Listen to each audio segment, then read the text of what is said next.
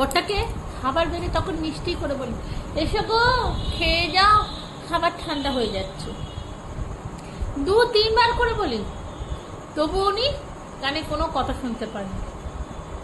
লাস্টে চিল্লে রাগ করে বলি, আরে গন্ডপিণ্ডে গিলে যাও, আমাকে উদ্ধার করো খেয়ে। তখন এসে আমাকে বলি, আমাকে একটু মিষ্টি করে ভালো করে বলতে পারো না? আমি তখন বলি, এসো গো পতি পরমেশ্বর,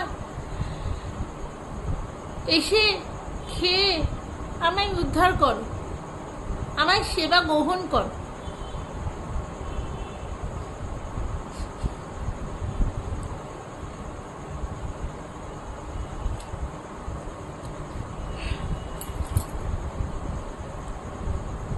এতে